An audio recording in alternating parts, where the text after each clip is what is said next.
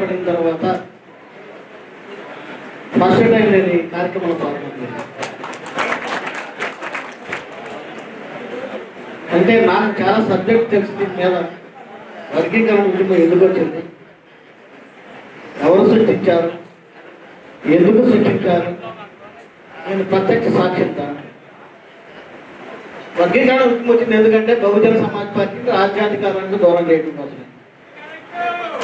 అందులో నేను జిల్లా అధ్యక్షుడిగా ఫౌండర్గా ఉన్నాను. పిఎస్పీ చదువుకుని ఎంఐఎల్ఎల్బి చదువుకుని ప్రాక్టీస్ చేస్తున్న క్రమంలో బహుజన సమాజ్ కాంశీరామ్ గారి నాయకత్వంలో అంబేద్కర్ ఆలోచన విధానం ప్రకారం రాజ్యాధికారం కోసం పోరాటం చేసిన వ్యక్తులు అన్నారు. 96 వరకు లక్షలాది మంది మాలామాదిగ వీధుల్లోకి వచ్చి ప్రతి వాడి చేతిలో నీలిరంగు జెండా, అంబేద్కర్ నినాదం, పార్లమెంట్ నడు నీ కాళ్ళతో నడు అని నినాదంతో వస్తున్న క్రమంలో హైదరాబాద్ లో 8 లక్షల మంది మాలామాదిగలు కాంశీరామ్ గారి నాయకత్వంలో మీటింగ్ పెడితే దానికి చేసిపోయినటువంటి ఈ ఆధిపత్య కులాలు చంద్రబాబు రూపంలో వర్గీకరణ ఉద్యమం తీసుకొచ్చారు. చాలా డైరెక్ట్ గా చెప్పాడు ఆయన. నేను అసలు ఈ మీటింగ్కి నాకు ఆహ్వానం లేదు. ఇక్కడ ఉద్యోగస్తులు పెట్టారు, ఉద్యోగస్తుల సంఘాలతో మాట్లాడాలని నేను వచ్చాను.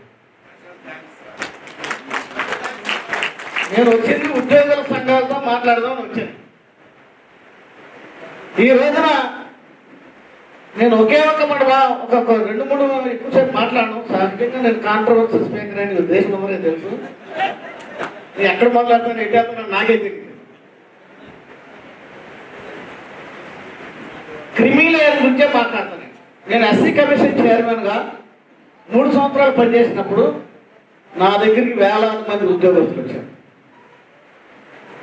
ఈ వేలాది మంది ఉద్యోగస్తులకి ఆయా డిపార్ట్మెంట్లో గుర్తింపు లేదు, ఒక సంఘం లేదు. ఆ సంఘం గుర్తింపు కోసం వచ్చారు. మన ఉద్యోగస్తులు అత్యంత దయనీయ పరిస్థితిలో ఉన్నారు ఈ రాష్ట్రంలో. నేనే సాక్షి. మన వాడేవాడన్నా ఒక చిన్న ప్రశ్న వేస్తే ఏ డిపార్ట్మెంట్ అన్నామని ప్రశ్న వేస్తే వీడు ప్రశ్నించేవాడా తీసే ట్రాన్స్ఫర్ చేసి కానీ నువ్వు ఎందుకు ట్రాన్స్ఫర్ చేస్తావా అని మనవాడు 10 మంది అడిగారు అనుకో, ఈ 10 మంది మీద ఒక కమిటీ వేస్తారు డిపార్ట్మెంట్. ఆ డిపార్ట్మెంట్ వేసే కమిటీ ఎవరు? ఎస్సీ వాడు ఎవరు ఉండడు.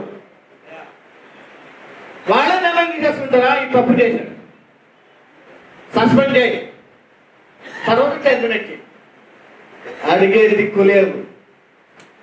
ఎస్సీ ఉద్యోగస్తుల గురించి ప్రశ్నించే లీడర్ లేడు. కారణం ఏంటంటే ఆ డిపార్ట్మెంట్ లో మన వాళ్ళు 1000 మందిని ఉదాహరణగా ఆర్టీసీ డిపార్ట్మెంట్ తీసుకోండి. కొన్ని వేల మంది ఉద్యోగస్తులు ఉన్నారు.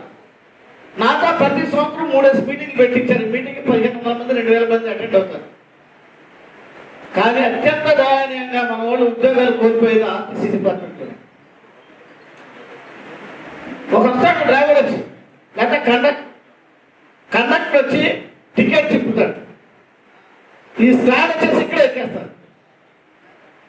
ఎక్కేసి అక్కడ ఎవరైనా బస్సులో ఉన్న వాళ్ళు ఏంటంటే మీరు ఇప్పుడు ఎక్కారు, చెకింగ్ పాయింట్ వేరే ఉందంటే మేమేం మాట్లాడమని చెప్పి బస్సు అంతా దిగిన తర్వాత చేత బలవంతంగా సొంతకం పెట్టి సస్పెండ్ చేసేసి తర్వాత టెర్మినేట్ చేసి ఈ ఉన్నాయి. ప్రతి ఉద్యోగి ప్రతి డిపార్ట్మెంట్లో బాధపడుతుంది.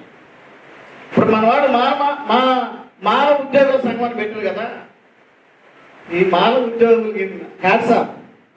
మీరు చేస్తున్న ఉద్యోగం మాదిగ ఉద్యోగస్తులు కూడా క్రిమినల్ యాక్ట్ వర్తిస్తుంది కదా, క్రిమినల్ యాక్ట్ వర్తిస్తుంది కదా, తెలుసుకోలేని పరిస్థితుల్లో ఉన్నారు. అసలు ఈయన ఎవరు అడిగాడు? సుప్రీంకోర్టులో ఉన్న కోర్టు గొడవ ఏంటి? వర్గీకరణ కాదు. ఈయన క్రిమినల్కి ఎందుకు వెళ్ళాడు? ఎవరన్నా అడిగారా? వీళ్ళు వేసిన పిటిషన్లో అది ఉందా? అసలు దగ్గర పక్కడానికి పోయాడు. సబ్జెక్ట్ అంతా క్రిమినల్ పెట్టారు. మంచి పని చేశారు. ఉద్యోగస్తుల్లో చాలా అటాక్ చేసిన పని. శ్రవణ్ కుమార్ గారు చెప్పారు. అర్థం చేసుకోండి, ఒక కుటుంబంలో ఉద్యోగం వస్తే వాళ్ళ అన్నదమ్ములు, అక్క చెల్లెళ్ళు, వాళ్ళ అల్లుళ్ళు అందరికి ఎవరికి ఉద్యోగం రాదు. ఒక మాలలకే కాదు, మాదిరి సోదరులకు కూడా రాదు. టిఎల్పి ప్రైవేటైజేషన్, లిబరలైజేషన్, గ్లోబలైజేషన్ లో అసలు రిజర్వేషన్స్ తీసేస్తున్నాం.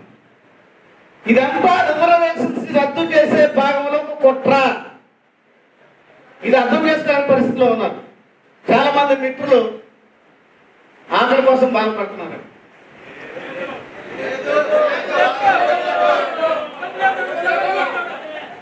మనవాళ్ళు అలాగే అంటారు. అలాగే మనవాళ్ళకి నాకు తెలియదు, నాకేం తెలీదు, మొహమాటం కోసం అంటారు. ఇదే ఇనీషియల్ స్టేజెస్ లో వర్గీకరణ అనే అంశం వచ్చింది. ఒక మిత్రుడు అంటున్నాడు,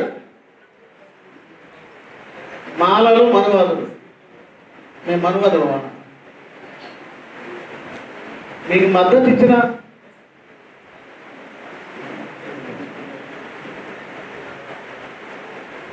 భారతదేశానికి గన్నెలో పెట్టుకోవాలని నేర్పిన సత్యమూర్తి మనువాద, కారం చేడు ఉద్యమంలో సుప్రీంకోర్టు వారు తీసుకెళ్ళిన బొజ్జ తారక మనువాద, గద్దె కట్టి ప్రపంచాన్ని గడగడలాంటి గద్ద మనువాద, దళిత మహాసభ పెట్టి ఎస్సీ ఎస్టీ కట్టి పంపాల మనువాద, మనవాళ్ళని వడబడుతున్నారని ఇప్పుడు స్టేజ్ ఎక్కి నేను మనువాద. ఎవరు మనువాద? నీ అనుకున్న మోడీ మనువాదు, చంద్రబాబు నాయుడు మనువాదు, ఆ సుప్రీంకోర్టు జడ్జిలు 7 ఉన్న 6 మనువాదు. అనువాదులు అర్థం చేసుకోండి బ్రదర్. ఏ రాను స్టేజ్ ఎక్కడే నన్ను స్టేజ్ ఎక్కిచ్చారే ఒకే ఒక్క బాధ. ఈ దేశంలో 3 అంటే భయం బ్రదర్. ఒకటి అంబేద్కర్ రాసిన రాజ్యాంగం అంటే భయం, అంబేద్కర్ బొమ్మ అంటే భయం, ప్రశ్నించే మాలలంటే భయం. ఇది సత్యం. ఈ దేశంలో 6,400 కులాల పైన ఉన్నాయి. కులాలు 100 వరకు పార్టీలు ఉన్నాయి. ఈ పార్టీలన్నీ కులాలని ఒకే ఒక కులం మాల కులం మీద ఎందుకు కాన్సన్ట్రేట్ చేస్తారు? They are very powerful. Because of వాడు ప్రశ్నిస్తాడు, వాడు ఎవరిని వదలరు కనుక అందరూ కలిసి వీడి మీద తగ్గబడదాం అనుకుంటాం. మాకు మలగా వెంకట్రావు గారు 1996 నుండి ఇదే మా ఇంటి కూడా కొడుకున్నాడు. నువ్వు రా, నాకు గుర్తుంది. నేను రాలే మా అమ్మ నా వద్దు, నేను అంబేద్కర్ని మాల మాదిరి కలవాలనుకున్నాను. ఆయన ఏమన్నాడంటే, మా గుంటూరు శ్రీనివాసరావు ఈయన వీళ్ళందరూ కలిసి నేను తప్పుకుంటా మాలమహానాడు అధ్యక్షుడిగా నువ్వు చేయను, నేను చేయను అన్న.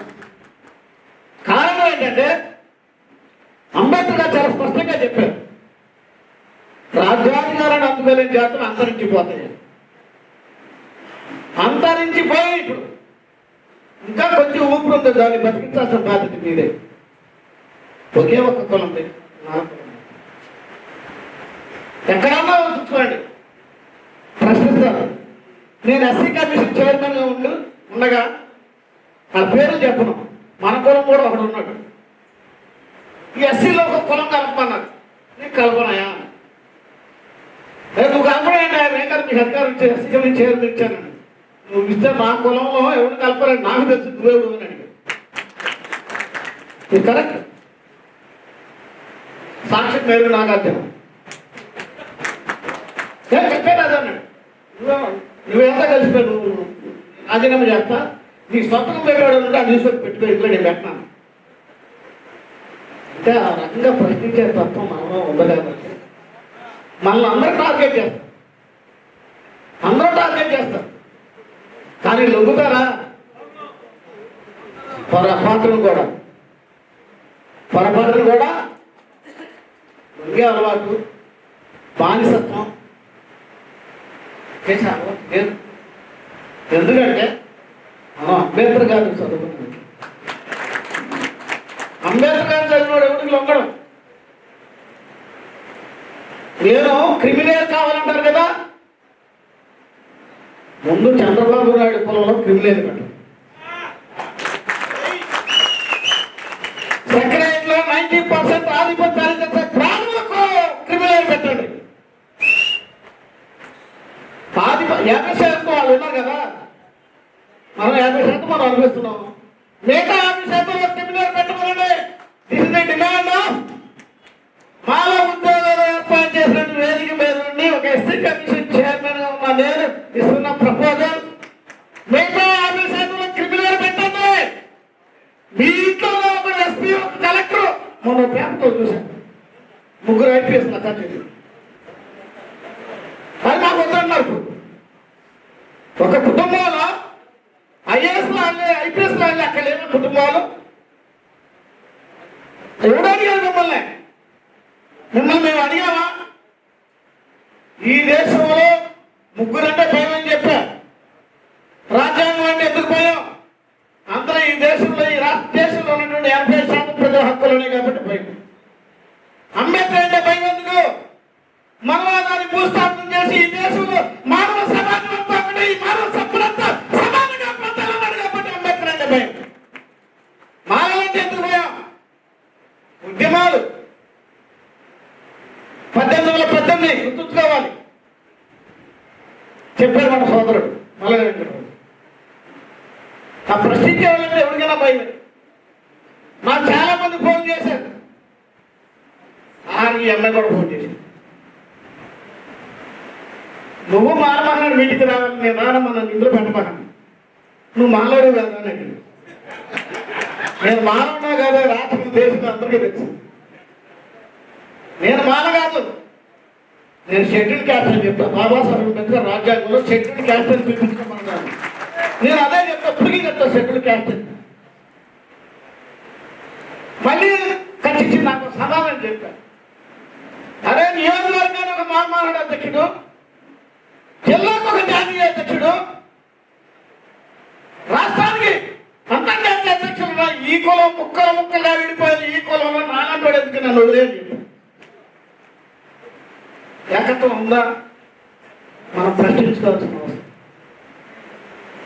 కొన్ని వందల వేల కేసులు రిజిస్ట్రేషన్ చేశారు 3 సంవత్సరాలు. అంత ముందే పెట్టించాను అనుకో, అసలు ఇది ఇవ్వద్దని చెప్పాను. ఎస్సీ కమిషన్ చైర్మన్ వెంకటప్రసాద్ ఇవ్వద్దని మన వాళ్ళు 27 మంది. ఎందుకే వెళ్ళారంటే ఎవడు మాట వినడం, అందరి మీద కేసు పెట్టిస్తాడు. ఫస్ట్ జగన్మోహన్ రెడ్డి గారు అడ్వాంటేజ్ కావాలని నాకు ఇచ్చాడు. వాళ్ళ మాట విన్నానా?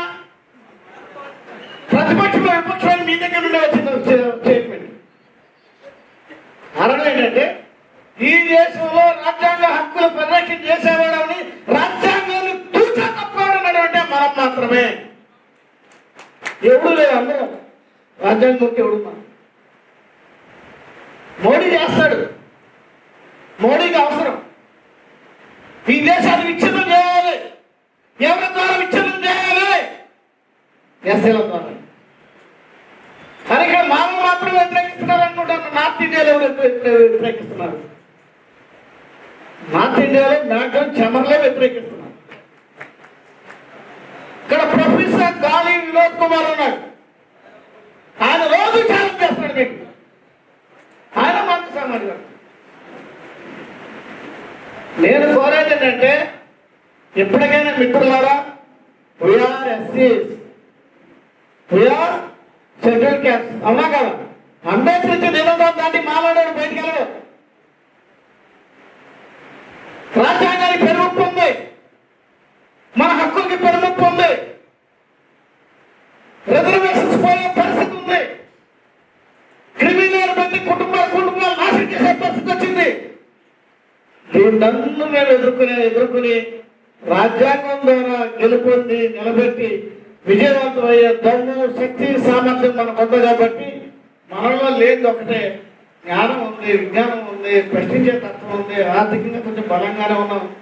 లేదు ఒకటే ఐక్యత. అందరూ కలిసి నరవేంకట గారు ఒప్పుకోండి నాయకత్వాన్ని.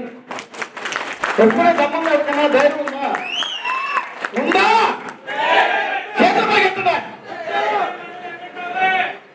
చాలా మంది మీరు ఎవరు పేరు చెప్పిన పరిస్థితి. ఆంధ్రదేశానికి రాజధాని లేదు. నేనెవడు డిక్లేర్ చేయడానికి, నేనెవడు డిక్లేర్ చేయడానికి? మీరందరూ కలిసి నిర్మాణం చేయండి, తీర్మానం నేనెవడా? కనుక ఒక నాయకత్వం కావాల్సింది. ఒకే ఒక వ్యక్తి వేలాది సంవత్సరాలుగా భూస్థాపన చేశాడు. మన ధర్మం లేదు, ఏ ధర్మం లేదు, ఇచ్చినటువంటి సమాజం కదా. ఈ దేశంలో నా జాతి ప్రజలంతా నిజమైన ప్రజాస్వామ్యాన్ని సృష్టించగలని చెప్పిన బాబాసాహెబ్ అంబేద్కర్ ఆలోచన ప్రకారం మేము అందరూ ఒక తాటి మీద ఉండాలి, ఒక వ్యక్తిని ముందు పెట్టాం. అలా బాబులు పడుతున్నాడు. నాకు తెలుసా, మీకు ఇప్పుడు తెలుసు. 94లో మా ఇంటి దగ్గర పోతున్నారు. అప్పుడు మామహారాడు మానసభ, ఈ మామహారాడు ఒక్కడికి మానసభ పెట్టుకున్నాడు. ఆయన మామహారాడికి ఎందుకు వచ్చాడో, మానసభ ఎందుకు పెట్టుకున్నాడు నాకు తెలిసిన మీలో ఎవరికి తెలియదు. ఒక నాయకత్వం డెవలప్ చేయండి. జడా శ్రావణ్ కుమార్ గారు ఒక బ్రహ్మాండంగా ప్రశ్నిస్తున్నాడు. ఆయన న్యాయవాదిని ప్రమోట్ చేయండి. నాకు అక్కర్లా. అంబేద్కర్ ఇస్తాడు, నాయకత్వాన్ని కోరుకోడు, ప్రశ్నిస్తాడు, ప్రజాస్వామ్యం కోసం పోరాటం చేస్తాడు, రాజ్యాంగ హక్కుల కోసం పోరాటం చేస్తాడు. కానీ త్యాగాలు చేసిన వాడని నేను అంబేద్కర్. ఎవడు కాదు గొప్ప అనుకుంటాడు, ఎవడు కాదు గొప్ప. అరే నేను కూర్చుంటా, ఎస్సీ కమిషన్ చేతులు కూర్చుంటా, వాడు వస్తాడన్నా నువ్వు ఎవరు అంటే మానమాన రాష్ట్ర అధ్యక్షుడయా, ఎవరు ఏమో నాకు తెలియకుండా నువ్వు ఎప్పుడో ఏమనుకుంటా. ఇంకొకడు వస్తాడు, నేను ఎంఆర్పిఎస్ జాతీయ అధ్యక్షుడు అంటాడు. నేను మాదిగల కోసం ఈ ఎస్సీ కమిషన్ చైర్మన్ గా ఉన్న 90% మాదిగలుగా పనిచేశా, నువ్వు ఎప్పుడు కనపడలేదురా బాబా అంటే సెల్ఫ్ డిక్లరేషన్. అన్నీ ఉన్నాయి. ప్రశ్నించే తత్వం ఉంది, పోరాడే తత్వం ఉంది, నిలబడే తత్వం ఉంది, ఎవరి నాలో చక్కబట్టుగా తత్వం ఉంది. లేదు ఒకటి ఒక నాయకత్వాన్ని అంగీకరించే తత్వం ఉంది. ఇదే లోపం, ఇదే లోపం. ఒక ప్రశ్న మనం అంటే అందరికీ అలసందిగా అయింది, నాయకత్వం లేదు. నేను మల్లి వెంకటరావు ఎస్పీ గారు నేను మాట్లాడుతున్నామండి. మానమహానాడు నాయకులు ఎంతమంది ఎస్పీ ప్రశ్న. ఇంతకుముందు ఎస్సీ వాడు ఎవడైనా భయపడేవు. అధికారులు ఏం ప్రశ్నిస్తారు, నువ్వు మాల, నువ్వు మాది, ఎవరి వర్గం, వెంకట్రావు వర్గమా, శివాజీ వర్గమా, ఇంకొకటి వర్గం అన్నాడు. అంటే అధికారంలో కూడా మనం లోపైపోయాం. ఒక్కరిని పెంచాం, ప్రతీకారం తీసుకుంటే శకుని పంపించాడు. శకుని మాకు నాశనం చేసి పంపించాడు. ఈయన అర్జునుడే పంపండి. కురుక్షేత్ర యుద్ధంలో విజయం మల్లెల వెంకటరావు నాయకత్వాన్ని నేను బలపరుస్తున్నాను. ఆయన కూడా అనుకున్నాడు విక్టర్ ప్రసాద్ నన్ను సపోర్ట్ చేస్తాడని. ఇప్పుడు అనుకున్నావా చెప్పు, అనుకున్నావా? నేను విక్టర్ ప్రసాద్ గారు ప్రతిపాదించినట్టు దీనికి నాయకత్వం వహించడానికి నేను సిద్ధంగా లేదు. ఎందుకంటే ఈ ఉన్న గ్రూపులు సంఘాలు ఇక్కడ ఎందుకు వచ్చానంటే కేసు కేవలం వీళ్ళు ఉద్యోగులు కదా, వాళ్ళు ఏమైనా సహకరిస్తారా అంతవరకు. మిగతాది ఈ గ్రూపులు గుంపులు సమూహాలు ఆ చెత్తలోకి అదేది నా నెత్తి మీద పోయాలనుకుంటున్నాను. మోసా అయిపోయింది. ఇప్పుడు విక్టర్ ప్రసాద్ గారు ఏమన్నా ఉంటే ఓడిపోతే ఆ చెత్త అంతా నెత్తినేసి పోయడానికి జాతి సిద్ధంగా ఉంది. ఆగది ఎందుకు సగం పెట్టారు ఏమి నన్ను అడిగారా మీరు? నువ్వు ఈ మాలమహానాడు ఎందుకు పెట్టావు అని ఎప్పుడన్నా అడిగారు? ఈ 30 ఏళ్ళలో ఎవరన్నా వర్గీకరణ ఏంటి అనేది అడిగారు ఎప్పుడైనా? ఎప్పుడు మొదలైంది ఈ ఉద్యమం అని అడిగారా? మరి మీరందరికీ ఎవడికి లేదు అంటే సమాజంలో కులంలో ఉన్న క్రీమ్ ఉద్యోగులు చదువుకున్న వాళ్ళు మీరే మాట్లాడకుండా ఎవడు చేయంటే అటు చేయగొట్టి పోతా ఊరేగిస్తా ఉన్నారు. మేమెందుకు మోయాలి? మీరు సిద్ధంగా ఉన్నారా? నేను లేదు. ఆ చెత్తంతా నా నెత్తికి పెట్టద్దు చైర్మన్ గారు. ఏదో కేసు అనుకున్నా దాని చివరి వరకు ఎంత ఖర్చు అయినా మీరు ఇచ్చినా ఇవ్వకపోయినా ఉన్నదమ్మైనా దానికోసం నేను చూస్తాను తప్ప ఈ మాల సంఘాల ఆ పద్ధతి నేను ఎప్పుడు పోయినా ఆ నాయకత్వం కోసం ఎవడో గుర్తిస్తాడని కాదు. పొలంలో పుట్టాను కాబట్టి నాకు బాధ్యత ఉందని దీన్ని అవమానపరుస్తున్నారు నా జాతిని, నా తల్లిని, చెల్లిని, బిడ్డల్ని, భవిష్యత్ తరాలు. దీన్ని కాచి కాపాడుతామని బాబుసార్ చెప్పాడు.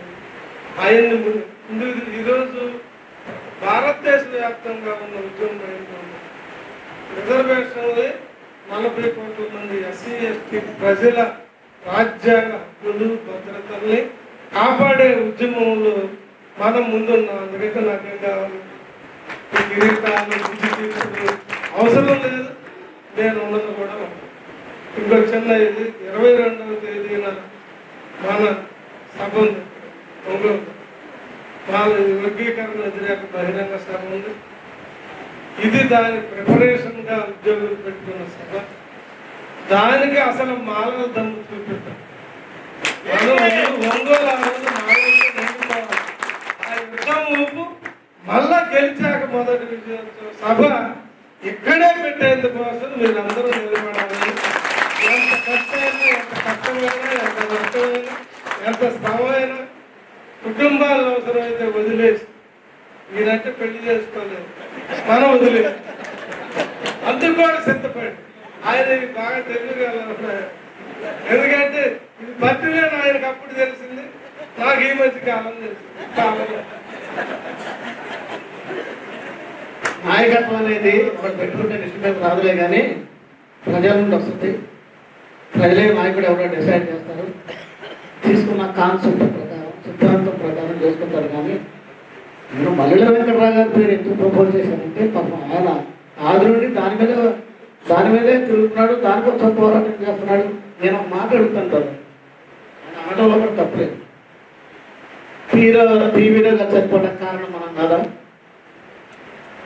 ఈ ఆకలి గురించే చెప్తాను, ఆకలి గురించే చెప్తాను,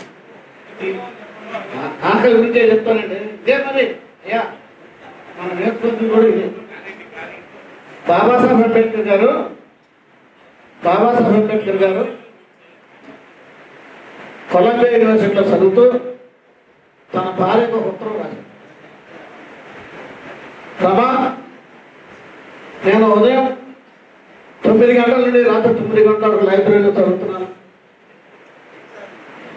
బరోడా మహారాజ్ ఇస్తానన్నటువంటి ఉపకార వేతనం ఆపేశారు. నీ దగ్గర డబ్బు ఉంటే పంపమ్మా అని రాశారు. దాంతో మాట రాశారు, నేను ఆకలితో ఉన్నా, నా దగ్గర బరోడా మహారాజు ఇచ్చిన ఉపకార వేతనం ఆపేశాడు. రోజుకు 2 అరటిపళ్ళు తిని మంచినీళ్ళు తాగి బతుకుతున్నా. నేను చదవాల్సింది చాలా ఉంది, నీ దగ్గర డబ్బు ఉంటే పంపించమని రాశారు. ఈమె తిరిగి మళ్ళీ ఆమె లెటర్ రాసింది, అయ్యా నా దగ్గర పేటలు అమ్ముకోగా కొన్ని డబ్బులు ఉన్నాయి, మన బిడ్డ గంగాధర్ చాలా సీరియస్గా ఉన్నాడు, విషయం జ్వరంతో బాధపడుతున్నాడు, నీకు డాక్టర్ గారు మందు చీటీ రాసి ఇచ్చాడు, నీకు డబ్బులు పంపితే బిడ్డ చచ్చిపోతాడు. అలాగా నీ డబ్బులు బిడ్డ చచ్చిపోతాడు, నీ పంపించకపోతే ఆకలి అంటున్నావు, నువ్వే ఒక నిర్ణయం తీసుకోవాలని చెప్పాడు. రాసి మళ్ళీ తిరిగి రాసి, నీవు ఒక మనబట్టి గురించి ఆలోచిస్తున్నా, భావి భారతదేశంలో కోట్లాది ప్రజలు తింటాకి తిండి, ఉంటాకి ఇల్లు, కట్టుకుంటా పట్టలేదు, నా బిడ్డ పోయినా పర్వాలేదు, నువ్వు ఆ డబ్బులు పంపించుకొని రాసేట డబ్బులు పంపించింది. అన్ని ఆకలి డబ్బులు ఉండే ఆయన గవర్నమెంట్ మాట్లాడుతుంటే ఆకలి వేస్తున్నారు. ఏం బ్రదర్, ఏమనుకో, కొన్ని వేల రాత్రులు అన్నదానిలో నేను కొన్ని వేల రాత్రులు డబ్బా కొట్టుకుంటానంటే నేను చెప్పుకుంటున్నా. నా గురించి పొద్దున్నండి ఇప్పుడు ఒక్కటి నేను గంటల త్యాగం చేయండి. త్యాగం అవసరం, ఐక్యత అవసరం. ఈ రెండు మన వాళ్ళు గుర్తుంచుకోండి. మరీ ముఖ్యంగా మన ఉద్యోగస్తులు చాలా దయానీయ పరిస్థితుల్లో ఉద్యోగాలు చేస్తున్నారు. వాళ్ళని రక్షించాల్సిన బాధ్యత. వాళ్ళు ఎప్పటికైనా ఉద్యోగస్తులతో పేరు మీద రావాలని కోరుకుంటున్నాను. ఈ అవకాశం ఎంతగా ధన్యవాదాలు చెప్పి